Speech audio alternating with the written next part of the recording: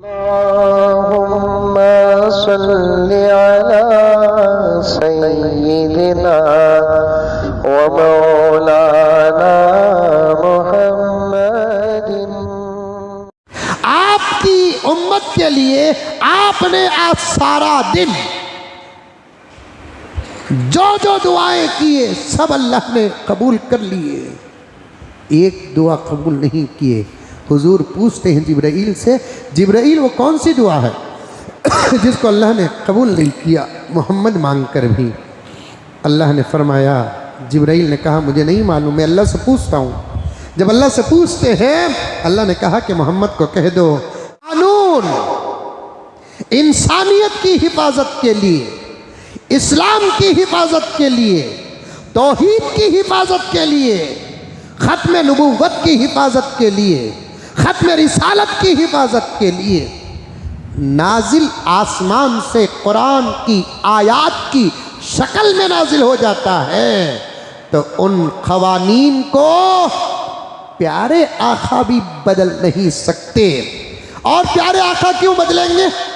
प्यारे आका चाहते ही नहीं बदलना। आप ये नहीं समझना क्या प्यारे आका के पास इतना इख्तियार नहीं कि वो किसी कानून को बदले। प्यारो इस बात को समझो, प्यारे आका अगर कह देते अरे अल्लाह तू जिना की सज़ा माफ़ कर दे, मेरा अल्लाह मेरे नबी से इतनी मोहब्बत करता कि सज़ा माफ़ हो जाती है। अगर मेरा नबी कहता अल्लाह चोरी की सज़ा माफ़ कर दे, मेरा नबी माफ़ कर देता। अरे वो पैगंबर जो अर्श में हाजिरी देकर 50 वक्त की नमाज को 5 वक्त बना सकता है, गुजारिश करके, इल्तिजा करके, रिक्वेस्ट करके, तो क्या इन सज़ाओं को माफ़ नहीं करा सकता? अगर पैगंबर कह देते तो माफ़ियाँ हो जाती। लेकिन पैगंबर भी यही चाहते थे। पैगंबर सिर्फ इस्लाम की हिफाजत के लिए नबी बनाकर नहीं भेजे गए, कुरान की हिफाजत के लिए नबी बनाकर नहीं भेजे गए, बल्कि पैगंबर पूरी दुनिया और इंसानियत, इस्मत, इज्जत, आबरू की हिफाजत के लिए नबी बनाकर भेजे गए। पैगंबर को इस बात का इल्म था, अगर मैं माफ़ करा दूं तो फिर उम्मत की इज्जतों का क्या हाल होगा। आई बात समझ में प्यारो? अरे आई नहीं मुंडी तो भी हाल, बाबा आई। जब कानून बनकर उतर जाता, पैगंबर भी कुछ नहीं कर सकते, तो इसका मतलब ये नहीं कि पैगंबर मजबूर हैं, नहीं।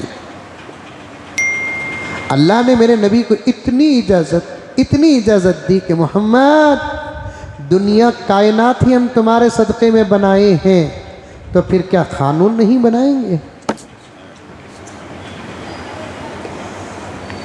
कायनात का जर्रा जर्रा हमने आपके सदक़े में बनाया है, कानून नहीं बनाएंगे?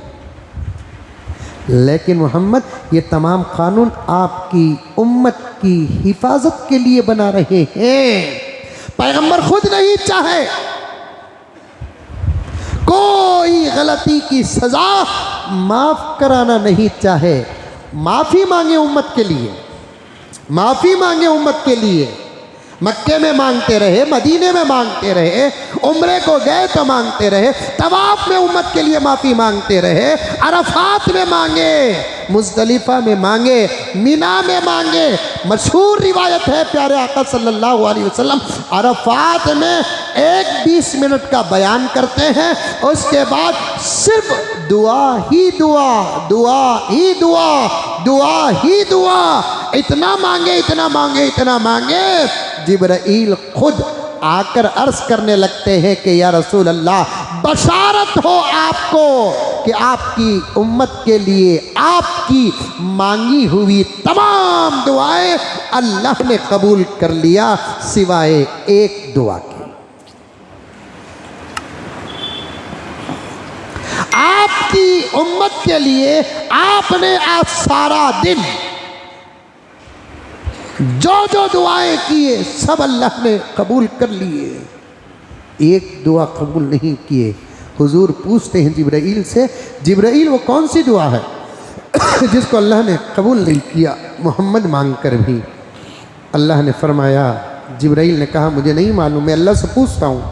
जब अल्लाह से पूछते हैं, अल्लाह ने कहा कि मोहम्मद को कह दो, मेरे बंदों का जो हक़ मेरे साथ लगा हुआ है उसमें कमी पेशी है, ऐ मोहम्मद, आज की तुम्हारी दुआ के सदक़े मैं उस हुकूक़ की कमी पेशी को माफ़ कर दूंगा, लेकिन मेरे बंदों का वो हक़ जो बंदों के साथ लगा हुआ है उसे मैं हरगिज़ माफ़ नहीं करूँगा।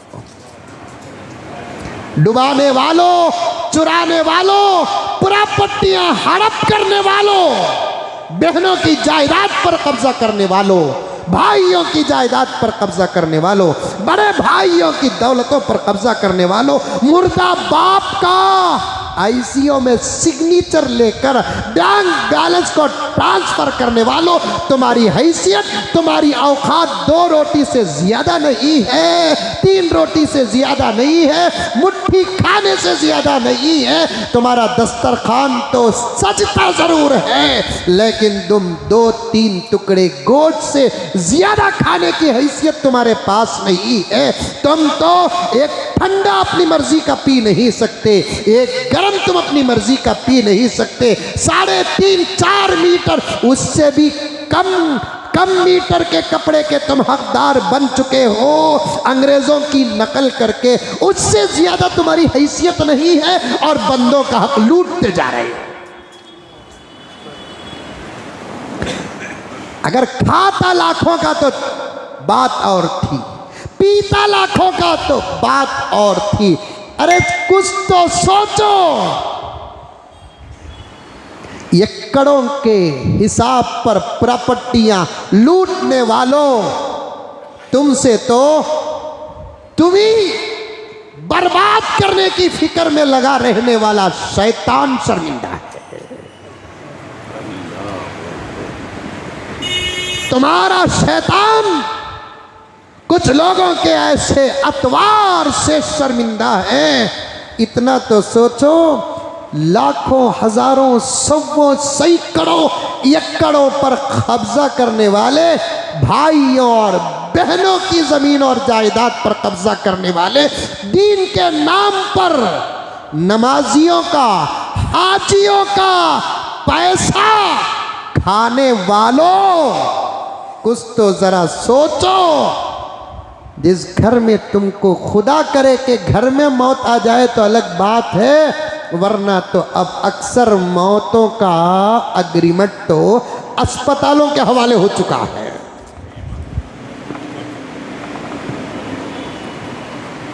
डॉक्टर बोल सकता है कि लेकर चले जाओ, अब इसके बचने की कोई सूरत नहीं है। बोलने की पोजीशन, और डॉक्टर को मालूम है कि अब इसके अंदर का सिस्टम जिंदगी से जवाब दे चुका है, एक जाहिरी तजुर्बा, वरना मौत का इल्म सिवाय अल्लाह के किसी और को नहीं है।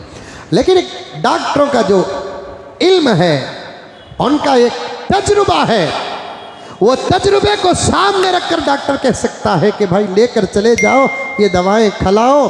अगर अल्लाह ताला चाहे तुम्हारी दुआ कबूल हो जाए तो दवाओं के सदक़े घर के अंदर सुधर सकते हैं, वरना तुम घर लेकर चले जाओ, जो होगा वो घर में हो जाए तो बहुत अच्छा है। इसी घर और आशियाने को बनाने के लिए इसने चुराया भी था, डुबाया भी था, मरते मरते चोरी आशियाने में मौत आ जाए तो अच्छा हो। नहीं कहता, बल्कि डॉक्टर हर लम्हा उम्मीदें दिलाकर लाखों रुपए लूटता है, और जिन घरों को यतीमों, बेवाओं, मिस्कीनों और गलत तरीके से कमा कर आसमान को छूने वाली इमारतें बनाते हैं, इससे ज़्यादा बदनसीब बात क्या हो सकती है कि उन घरों में मौत नहीं आती।